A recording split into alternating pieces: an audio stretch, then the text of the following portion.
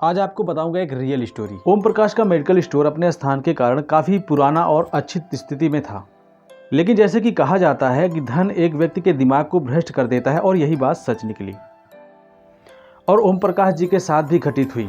ओम जी बताते हैं कि मेरे मेडिकल स्टोर बहुत अच्छी तरह से चल रहा था और मेरी आर्थिक स्थिति भी बहुत अच्छी थी। अपनी कमाई से मैंने ज़मीन और कुछ प्लाट भी खरीदे और अपने मेडिकल स्टोर के साथ एक क्लिनिक लेबोरेटरी भी खोल दी। लेकिन मैं यहाँ झूठ नहीं बोलूँगा कि मैं एक बहुत ही लालची किस्म का आदमी था, क्योंकि मेडिकल फील्ड में 2 गुनी नहीं बल्कि 4 गुनी कमाई होती है। शायद ज़्यादातर लोग इसके बारे में नहीं जानते होंगे कि मेडिकल प्रोफेशन में 10 रुपये में आने वाली दवा आराम से 70-80 रुपये में बिक जाती है। लेकिन अगर कोई मुझसे कभी 2 रुपये भी कम करने को कहता तो मैं ग्राहक को मना कर देता। खैर, मैं हर किसी के बारे में बात नहीं कर रहा हूँ, सिर्फ अपनी बात कर रहा हूँ।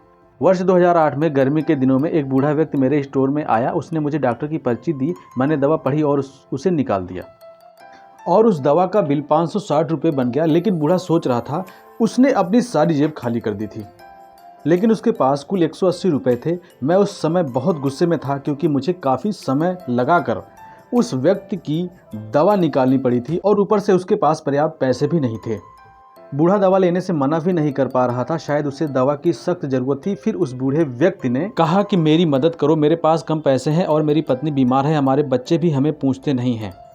मैं अपनी पत्नी को इस तरह वृद्धावस्था में मरते हुए नहीं देख सकता। लेकिन मैंने उस समय उस बूढ़े व्यक्ति की बात नहीं सुनी और उसे दवा वापस छोड़ने के लिए कहा। यहाँ पर मैं एक बात कहना चाहूँगा कि वास्तव में उस बूढ़े व्यक्ति की दवा की कुल राशि 120 रुपये ही बनती थी। अगर मैंने उससे 150 रुपये भी ले लिए होते तो भी मुझे 30 रुपये का मुनाफा ही होता। लेकिन मेरे लालच ने उस बूढ़े लाचार व्यक्ति को भी नहीं छोड़ा। फिर मेरी दुकान पर खड़े एक दूसरे ग्राहक ने अपनी जेब से पैसे निकाले और उस बूढ़े आदमी के लिए दवा खरीदी, लेकिन इसका भी कोई मुझ पर असर नहीं हुआ। मैंने पैसे लिए और बूढ़े को दवाई दे दी। समय बीतता गया और वर्ष 2009 आ गया। मेरे इकलौते बेटे को ब्रेन ट्यूमर हो गया। पहले तो हमें पता ही नहीं चला, लेकिन जब पता चला तो बेटा मृत्यु के कगार पर था। पैसा बहता रहा और लड़के की बीमारी खराब होती गई। प्लाट बिक गए, ज़मीन बिक गई और आखिरकार मेडिकल स्टोर भी बिक गया। लेकिन मेरे बेटे की तबीयत बिल्कुल नहीं सुधरी। उसका ऑपरेशन भी हुआ और जब पैसा ख़त्म हो गया तो आखिरकार डॉक्टरों ने मुझे अपने बेटे को घर ले जाने के लिए कह दिया और उसकी सेवा करने को कहा। उसके पश्चात 2012 में मेरे बेटे का निधन हो गया। मैं जीवन भर कमाने के बाद भी उससे बचा नहीं सका। 2015 में मुझे भी लकवा मार गया और मुझे चोट भी लग गई। आज जब मेरी दवा आती है तो उन दवाओं पर खर्च किया गया पैसा मुझे काटता है, क्योंकि मैं उन दवाओं की वास्तविक कीमतों को जानता हूँ। एक दिन मैं कुछ दवाई लेने के लिए मेडिकल स्टोर पर गया और 100 रुपये का इंजेक्शन मुझे 700 रुपये में दिया गया। लेकिन उस समय मेरी जेब में 500 रुपये ही थे और इंजेक्शन के बिना ही मुझे मेडिकल स्टोर से वापस आना पड़ा। उस समय मुझे उस बूढ़े व्यक्ति की बहुत याद आई और मैं घर चला गया। मैं लोगों से कहना चाहता हूं कि ठीक है कि हम सभी कमाने के लिए बैठे हैं, क्योंकि हर किसी के पास एक पेट है, लेकिन वैध तरीके से कमाएं।